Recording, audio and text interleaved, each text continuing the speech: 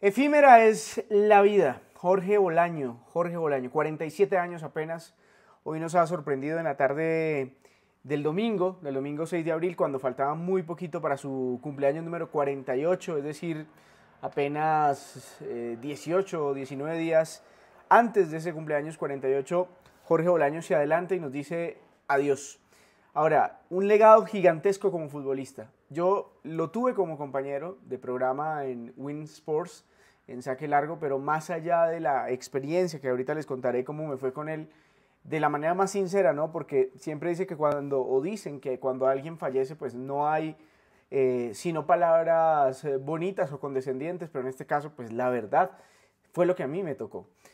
Jorge quizás haya sido, hace un ratico le escuché a José María Paso, que fue su compañero, quizás haya sido el volante de primera línea más brillante que haya tenido el fútbol de Junior en toda su historia. Un futbolista de ida y vuelta, pero sobre todo con una técnica y con un despliegue físico para ir al ataque, para ir a buscar, para ir a sumarse a la ofensiva como muy poquitos en realidad en la historia del fútbol colombiano, en la historia particular de Junior. Por supuesto, un legado grandísimo porque aparte con su hermano, con su papá, con toda esta historia de los Bolaño que nació en Santa Marta, pero que también se hizo grande, muy grande en Barranquilla, jugando en el Junior, pues digamos que eso lo inmortalizó, ¿no? Incluso antes de este suceso.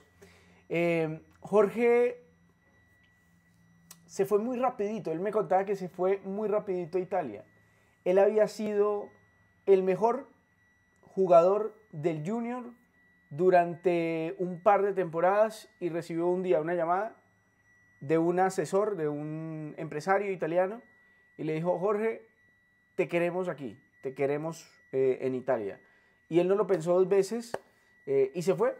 Y al otro día me decía, al otro día me quería devolver, porque en Italia pues las cosas no eran color de rosa, no estaban los familiares de él, no estaba la novia de aquel entonces.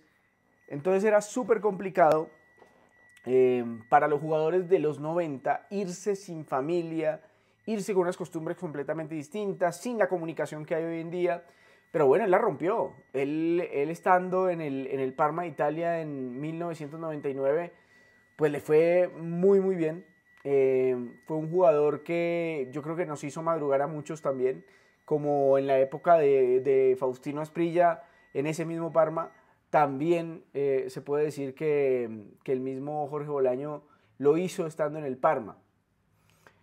Cuando me refiero a hizo un par de buenas temporadas en Junior, pues estoy hablando de seguramente los partidos del 96 al 98, 99, porque antes él había sido jugador importante, él había sido titular y demás, pero donde realmente tuvo una relevancia gigante fue después de 1995, en donde pues ya Jorge se veía que iba a despegar. Se fue al Parma y estuvo en Parma 99, 2000, 2000, 2001, 2003, 2004, 2005, casi siempre sumando muchos partidos. Yo no había visto la cantidad de partidos, pero al final en Parma sumó 87 juegos y al final las participaciones en Copas Nacionales fueron 16 y las internacionales 25, un total de 128 partidos en este equipo. Luego se fue a Sampdoria, ahí no tuvo mucha participación, estuvo en el Lecce, donde sí tuvo un poquito más, y en el Modena, donde entre 2007 y 2008 pues jugó 53 partidos. Regresó al Cúcuta Deportivo, que me sorprendió, pero en esa época lo normal no era que llegaran a retirarse ahorita como en los grandes equipos donde habían estado, como ahorita pues Adrián Ramos América, Carlos Vaca Jr., porque uno supone que un tipo de estas características, y viniendo de Italia, el equipo al que le va a abrir las puertas es el Junior. Ahora, también es cierto que creo, si mi memoria no me falla, que tenía algunos familiares, su hija creo, o sus hijas, creo que estaban en Cúcuta en aquel momento y eso lo hizo él ir también a Cúcuta. De hecho, los últimos días de vida los tuvo en la ciudad de Cúcuta y jugó un montón, jugó 58 partidos entre 2010 y 2012. En selección estuvo 95 al 2003, 95, 96, 97, 98, 99, 2000, 2001, no estuvo en el 2002 y volvió en el 2003. Y en total jugó 36 partidos, un gol contra, creo que fue la selección de Chile, un golazo en una Copa América, si no estoy mal, en 1999. Pero en realidad fue un jugador espectacular de los 90 y un jugador que tenía un montón de sueños e ilusiones de dirigir, sobre todo, y nos lo decían nosotros sus compañeros de Win Sports en las pausas, de dirigir al Junior. Era su gran anhelo, su gran pasión. Era un muchacho, miren, yo estaba más chiquito pues en esa época y a mí quizás mucha gente del fútbol no me conocía, pero él fue tan respetuoso desde el primer momento, porque mucha gente cuando uno está comenzando lo mira como por debajo, ¿no? Él nunca tuvo ningún tipo de gesto de, es que yo soy futbolista. Jamás nos dijo esa frase medio odiosa que es usted nunca jugó fútbol. Jamás nos dijo eso a nosotros. Y me gozaba mucho las peleas con él, los debates con él, porque Jorge no se tomaba nada personal. O sea, era muy difícil que él se emberracara. O sea, no, en realidad era un tipo tranquilo, un tipo bonachón, buena gente.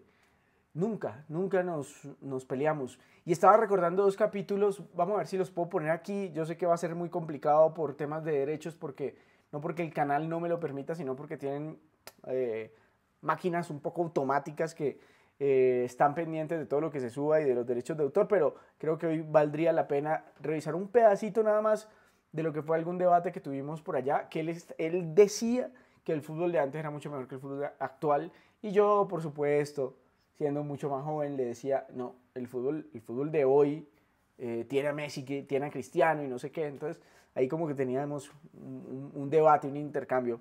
Escuchen esto. Buen fútbol, he visto muy buen fútbol. El equipo de Jaime de la Pava era un muy buen equipo. Porque antes se jugaba mejor, no seas terco. En el 96 era un buen equipo. Antes no se jugaba mejor, señores. Y en el pasado también recuerdo que él molestaba mucho, comillas, molestaba mucho con aquello del juguito de melocotón. ¿Qué era el juguito de melocotón? Era cuando el Junior, por ejemplo, sobre todo el Junior, pero cuando el Junior jugaba muy bien, ganaba, pero además jugaba muy bien, él decía que eso era juguito de melocotón, porque daban melo. Eso, por lo menos en Cali y en Barranquilla, por lo que veo, también se dice de esa manera, que cuando dominas mucho al rival en el juego, terminas dando melo. Y eso era una de las frases favoritas de mi amigo Jorge Bolaño. Salud. ¿De qué era el juguito? Ustedes me dicen de qué. Yo lo voy a probar. El mío es de Prudencia, jugo de Prudencia. El aburrido. Venga para acá, venga. A ver. Bueno, muy triste, muy triste. Un abrazo muy grande a sus hijas. Siempre hablaba de ellas, siempre hablaba. Creo que una de ellas se llamaba Camila. Entonces le envío un abrazo a su familia. Un tipazo, de verdad, un tipazo. Y qué lástima que nos haya durado apenas 47 años, pero con 47 años pues deja un legado y deja un recuerdo muy bonito en aquellos que tuvimos la oportunidad de convivir, de trabajar y de vivir con él algunas experiencias y de recordarlo seguro para toda la vida. Si llegó hasta aquí, suscríbase al canal, un abrazo y muchas gracias. Gracias por abrirme este espacio. Saludos. Y la celebración fue coincidencia. Cuando marcamos el gol, primero le damos las gracias a Dios, lo festejamos y Teo en la carrera me dice, vamos a hacer trencito. Y Paivas apuntó. Él, cuando vimos ahora la foto en el camerino, en el vestuario, lo hizo Valenciano, el pibe Pacheco y el cuarto era Bolaño. Y nosotros lo hicimos 3. Y faltaba el cuarto, mira, coincidencia de la vida. Dios lo quiso así, solo mandarle fortaleza a la familia, que son los que están pasando este dolor, los que lo conocimos, los que compartimos con él. Nos toca un poco, pero bueno, a veces no queremos que sucedan estas cosas, pero Dios siempre tiene un propósito.